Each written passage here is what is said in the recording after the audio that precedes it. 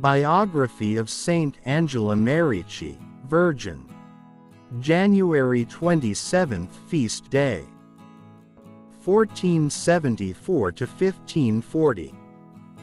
Patron saint of sickness, death of parents, disabled, handicapped, or physically challenged people. Canonized May 24, 1807 by Pope Pius VII.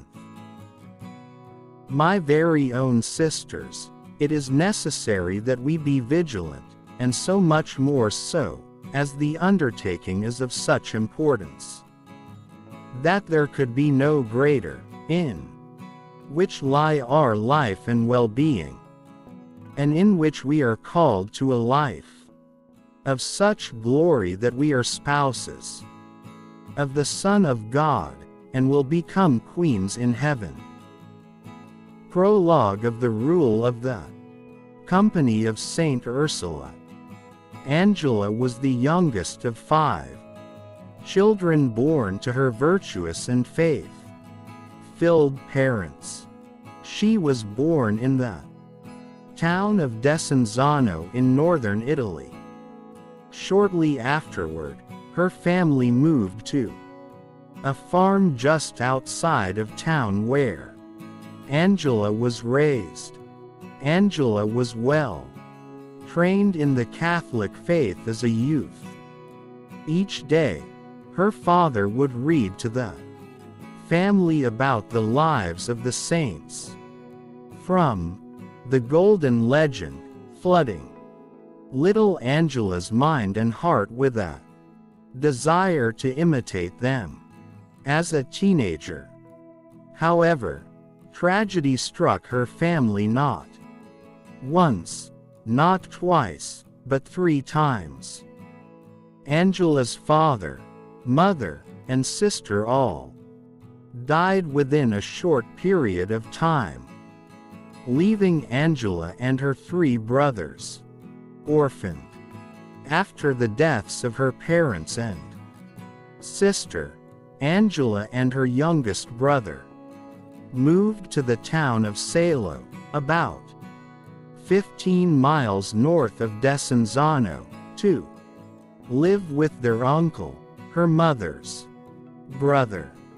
Her uncle was also a virtuous man, and Angela continued to grow in her faith under his loving care.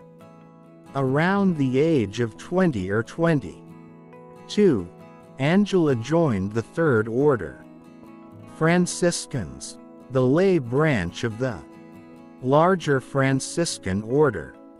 Third Order Franciscans did not take the same vows as consecrated men and women and lived out their vocations in the midst of the world. As a Third Order Franciscan, Angela then began her lifelong custom of wearing the simple Franciscan tertiary habit. She also informed her uncle that she wanted to dedicate her whole life to Christ, rather than get married. Soon after, her uncle died and Angela decided to move back to her family home in Desenzano to begin a new life as a lay Franciscan. New life as a lay Franciscan. She remained there for about the next 20 years. At some point it is believed that Angela had 1 or more visions that increased her trust in God and deepened her commitment to her vocation. Angela was deeply concerned about whether her sister was in heaven, and her heart longed for reassurance. Her answer came in the form of a vision she had of her sister joining in a heavenly procession with angels and other young girls. This put Angela's heart at rest. In that same vision, or in a Subsequent 1. She saw a ladder leading to heaven and several young virgins climbing that ladder. This vision became the seed other calling to teach young girls about God and to form them for holy living. Angela began to teach young girls who would gather in her home each day to help them become better Christians. Soon, other young single women began to imitate her, welcoming girls into their homes. These laywomen teachers formed a loose association among themselves, joining in a united mission and lay vocation. After 20 years in Desenzano, Angela was invited to start another house in the nearby city of Brescia.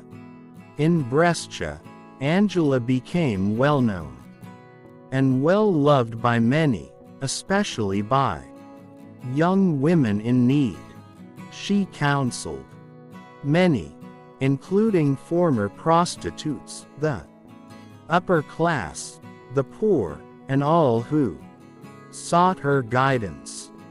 In 1535, at the age of 61, Angela finally fulfilled the final part of her mission when she gathered 28 other virgins to form the lay organization of women known as the Company of Saint Ursula.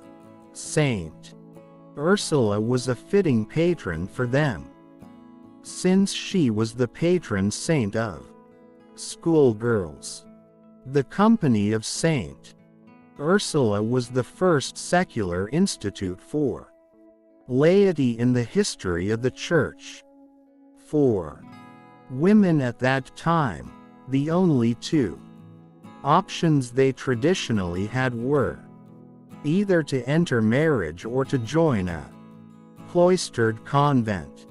This new lay association was the first to offer young women a third option. A couple of years later, Angela was elected the mother of this new company and remained so until her death in 1540. At the time of her death, the company had about 150 members. 4 years after her death, in 1544, Pope Paul III issued a papal bull approving the rule of the Company of Saint Ursula. Though the Company of Saint Ursula remains today, some of the company's first members formally branched off into a new religious order called the Ursulines under the leadership of Archbishop Saint Charles Borromeo of Milan in 1572. Both the Ursulines and the Company of Saint Ursula, which are distinct entities in the Church, point to Saint Angela as their founder. God used Saint Angela for a unique mission. She fell in love with her God at an early age, dedicated herself solely to him as her spouse, and followed his will as it unfolded. At first, her mission was a personal mission of loving girls and guiding them to God in her home.